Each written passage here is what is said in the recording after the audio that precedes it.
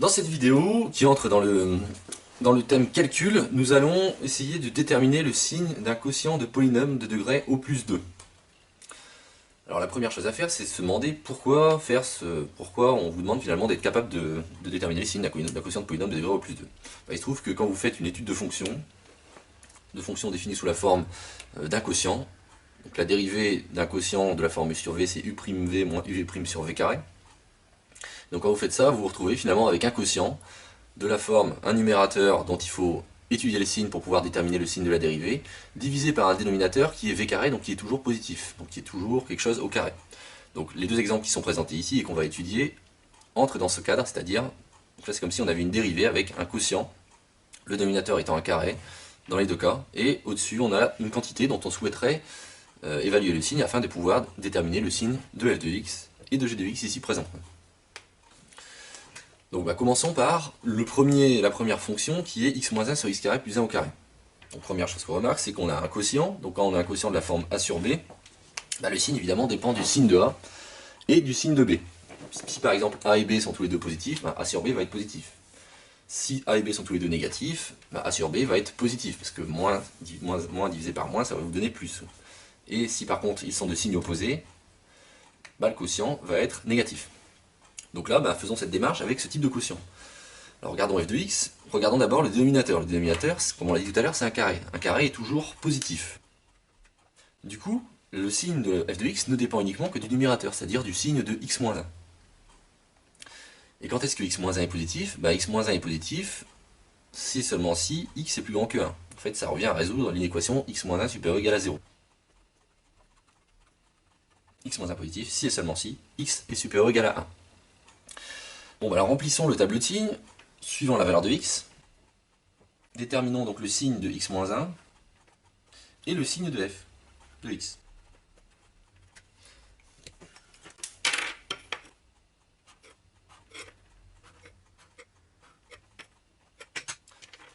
Bon, alors, un x, c'est quelque chose qui se balade entre moins l'infini et plus l'infini. X étant un réel, et on sait qu'une valeur limite pour le changement de signe, ça va être 1. Donc quand x égale 1, x-1 vaut 0. On a vu que si x est plus grand que 1, alors x-1 est positif. Si x est plus petit que 1, x-1 est donc négatif, puisque c'est un si et seulement si. Si bien que le signe de f, il va être identique. Pourquoi? Parce qu'encore une fois, on divise par un nombre positif, donc on n'a pas besoin de s'embêter avec le signe du dénominateur, puisqu'il est toujours positif. Si bien que f de x va être négatif et positif, suivant son placement par rapport à 1.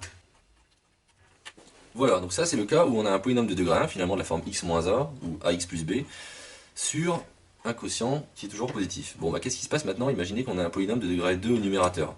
Donc le dénominateur, il nous pose toujours pas de problème, puisque x-2 il est mis au carré. La seule chose dont il faudra se méfier, c'est le fait que le dénominateur peut s'annuler en 2, et donc que g n'est pas défini en 2, puisqu'on ne peut pas diviser par 0. Donc x-2 au carré, ça va être positif. Donc ce qui va nous intéresser, en fait, c'est le signe du numérateur. Alors la question, c'est comment déterminer le signe de ce type de numérateur. Bon, on a déjà vu ça à plusieurs reprises. Le numérateur, c'est pas n'importe quoi, c'est un polynôme de degré 2. Un polynôme de degré 2, ça se factorise. Et ça se factorise à l'aide de ce qu'on appelle les racines du polynôme. Donc, pour ça, pour trouver les racines du polynôme, je vous renvoie à la vidéo savoir trouver les racines, donc savoir résoudre une équation du second degré, dans laquelle il y a ça, et il y a aussi la factorisation du polynôme en fonction des racines. On obtient ici moins x-1 facteur de x-3 divisé par x-2 au carré. Donc, faisons l'état des lieux, nous souhaitons déterminer le signe de g de x. Nous savons que le dénominateur ne va pas influer sur le signe étant donné qu'il est positif. Il nous reste donc à déterminer le signe de chacun des morceaux. Quel est l'intérêt d'avoir factorisé? C'est que maintenant on s'est ramené au cas précédent, c'est-à-dire au cas des polynômes de degré 1 pour lesquels il est particulièrement facile de déterminer le signe, comme on l'a fait ici. Donc, nous cherchons le signe en fonction de x, de, premièrement, x-1, deuxièmement, x-3, et nous cherchons à en déduire le signe de g de x. Alors, quel est le signe de x-1? Donc, x-1 est positif, on l'a déjà fait, si x est plus grand que 1. Donc, une des valeurs importantes, ça va être 1.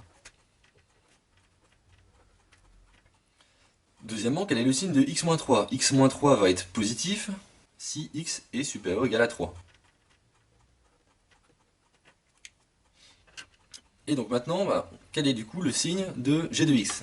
Alors il faut faire attention à une chose, c'est que là on a calculé donc le signe de ce morceau-là, le signe de ce morceau-là, on sait que ça c'est positif, mais il y a quand même le moins devant qui traîne, ce qui fait qu'à la fin il faudra inverser le signe du total.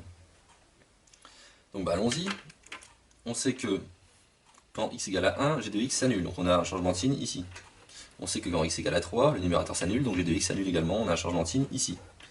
Comme j'ai dit tout à l'heure, la valeur x égale 2 doit être retirée. Donc 2 est une valeur interdite, pourquoi? Parce que sinon on est en train de diviser par 0, ce qui est impossible. Donc 2 n'est évidemment pas interdite pour les deux polynômes qui sont là, mais pour g de x, oui. Et quel est donc le signe final de g de x? Donc plaçons-nous à gauche de 1 déjà. Donc quand x est plus petit que 1, x-1 est négatif, et x-3 est négatif, donc le produit de x-1 par x-3 va être positif, puisque le produit de négatif c'est positif. Donc cette partie-là est positive, on lui met un moins devant, donc elle devient négative. Et on divise par quelque chose de positif, donc ça reste négatif. Si on est entre 1 et 3, x-1 va être positif, tandis que x-3 va être négatif. Donc x-1 fois x-3, ça va être quelque chose de négatif, parce que plus fois moins c'est égal à moins. x-1 fois x-3 est négatif, mais on met un moins devant. Donc le numérateur est positif. Divisé par un dénominateur positif, on a donc quelque chose de positif ici et ici, entre 1 et 3. Enfin, lorsque x est supérieur ou égal à 3, x-1 est positif, et x-3 est positif. Donc x-1 fois x-3, plus fois plus, ça fait plus, et positif. On multiplie par moins 1, ça devient négatif. Le numérateur est donc négatif. Et on divise par quelque chose de positif, puisque c'est un carré, donc le tout est négatif.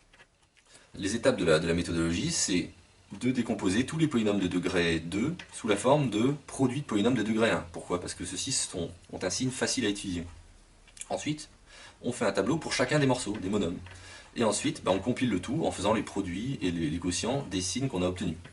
Et en n'oubliant pas les éventuels signes qui traînent devant, pour obtenir ce genre de choses. Voilà. Donc ce qu'on attend de vous, c'est d'être capable finalement, de faire ce type de factorisation. Donc évidemment, là on voit l'intérêt de savoir factoriser, il est indispensable de savoir bien factoriser. Et ce qu'on attend de vous, c'est d'être capable de discuter, de fabriquer ces tableaux. Voilà, donc ça termine cette vidéo sur la détermination d'un signe de quotient de polynôme de degré au plus.